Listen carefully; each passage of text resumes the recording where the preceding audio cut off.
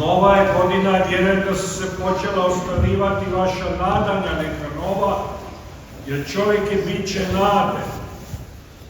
Nadu je u čovjeka usadio Bog.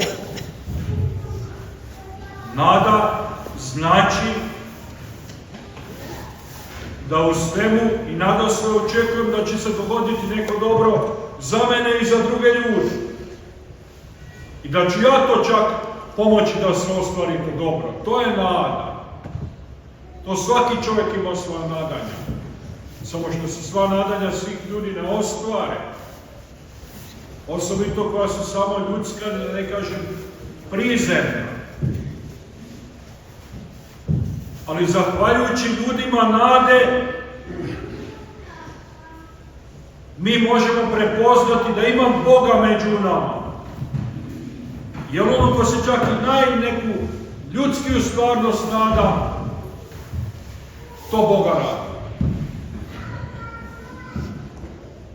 Sveti Pavao kaže, ko ore neka s nadom ore, da će nešto izorati, da će nešto biti, uči Korinčan. Ko vrši, neka s nadom vrši da će dobiti svoj udio. Znači, što god radiš, hajde s nekom nadom da će nešto od toga biti. I onda se sretne. Znači, unaprijed već vidiš nešto u nadu. Moj tata je u nadi posadio krušku i posadio trešnju. Tu je veličina ljudi koji su živjeli prije nas. Nije on to krušku ni trešnju jeo. Ja sam je jeo. Ne bi ja toga ploda ni pomirisao, ni jeo da on nije se potrudio. Vidite, kako smo bili pozvani u nadi živjeti, nešto učiniti, pa makar i mi to baš ne doživjeli izravno taj plod, ali ti je plod to zadovoljstvo. Moj tata se sigurno raduje za svakog čovjeka koji jede tu krušku i koji jede tu trešnju. To ti je zadovoljstvo neko, ne da baš ti se moraš osladiti.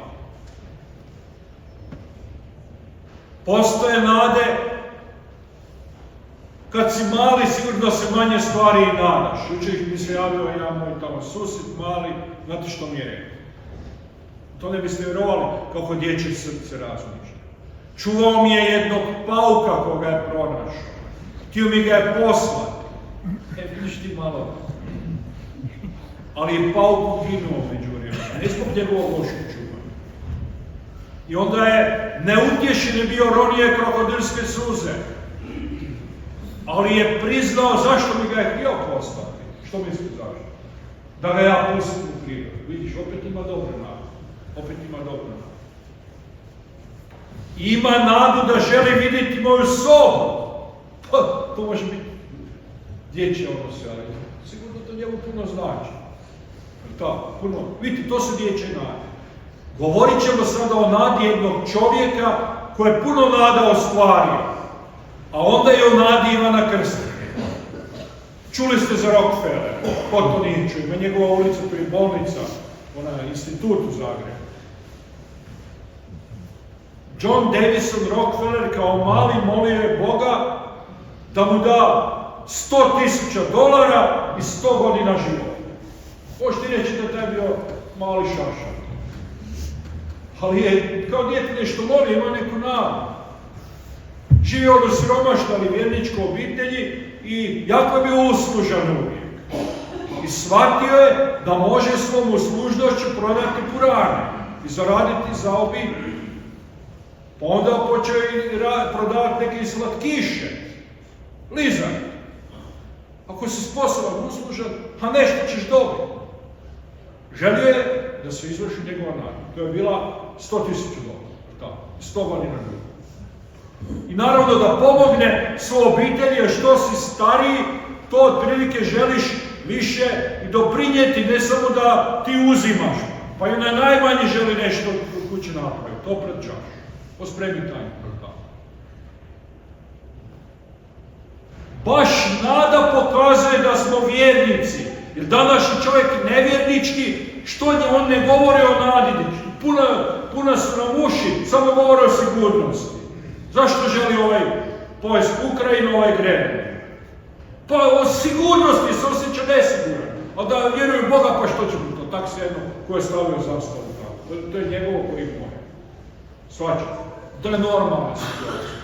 I u školi djeca ne vjeruju Boga, sve manje ih ide u crkvu. To vidite. Pokažite mi tu par tih djevojčica i dječaka sve. Ni tamo nije kod mene bolje u ljudi. Ali zato, budući da ne vjeruju Boga, to smatraju prizemnim, primitivnim. Jer primitivac za ovaj svijet ko vjeruje u Boga. Ivan Krstitelj bio najveći primitivac danas. Pa onda što treba kao zamjena za to u školama? To vam ja svjedočim. Moja sestra i njezina čiji su učiteljice. Vojska psihologa treba tu djecu tješiti i hrabriti, jer znaš kako gluposti razmišljaju, jer nemaju nade. A da vjeruju u Boga imaju bi nade ne do učke i 3 glave, dok ima mladi nade imaju više. I tako je Rockefeller odlučio da ide raditi, da zaradi, jer vidi ova trgovina po radi i slikiši, neće to tako loše do 100.000, a treba raditi. Počeo od maloga, sa 16 godina. 50 centi po danu.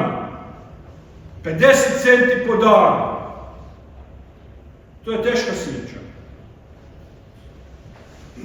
3 mjeseca, još nešto, 100 dana, koliko je dobio? $50. Bio zadovoljan i sretan.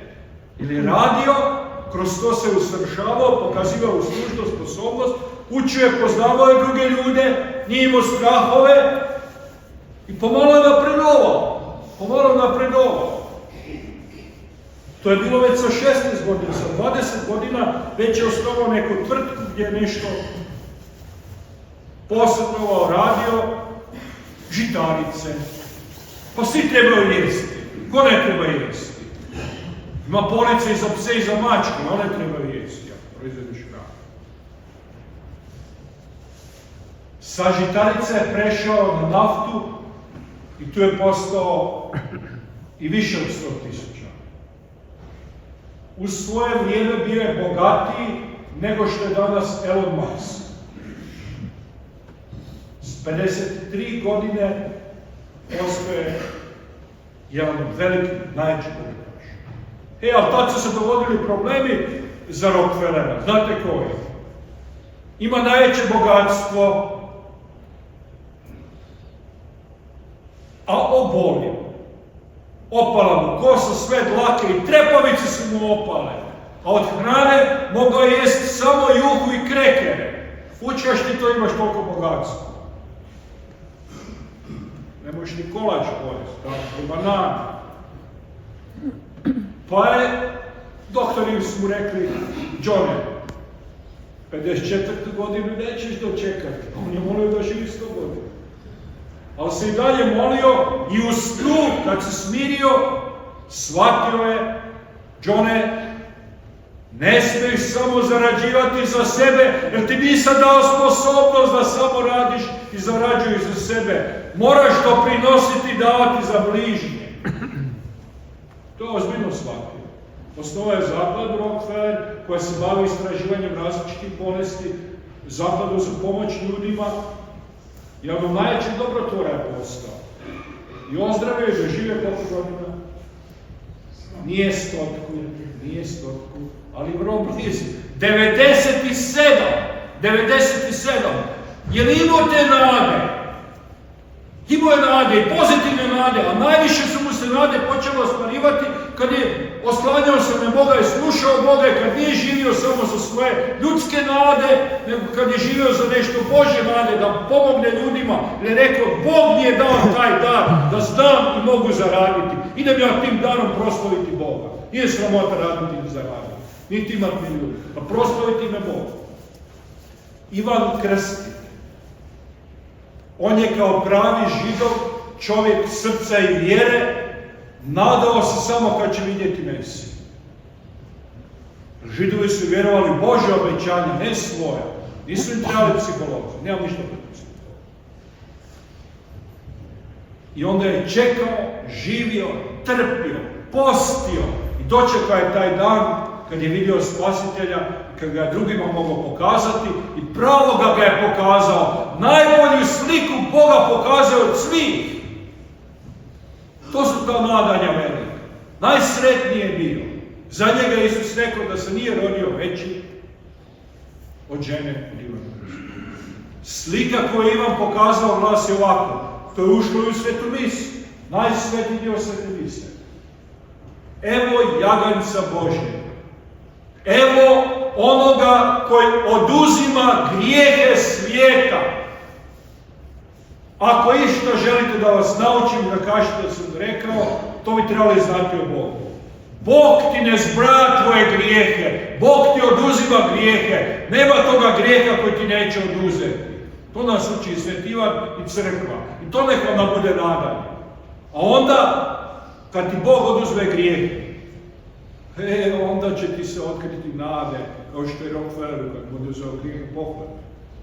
Onda ćeš ostvariti puno toga najljepšega, najveće nadanje, posadit ćeš i vidjet ćeš i najčešće i učinit ćeš toga dobro. Kad sam imao svečane zavjete, morao sam pjevati na tifonu sa svijećom nakon što smo položili svečane zavjete. Podrži me po svom obećanju, Gospodine, i živjet ću. Ne daj da se u svojoj nadi i postidim. Kogod se bude uzeo Isusa, neće se postiditi u svojim nadanjima. Isus će ostvariti sva naša nadanja. Zato vas želim puno nade. Amen.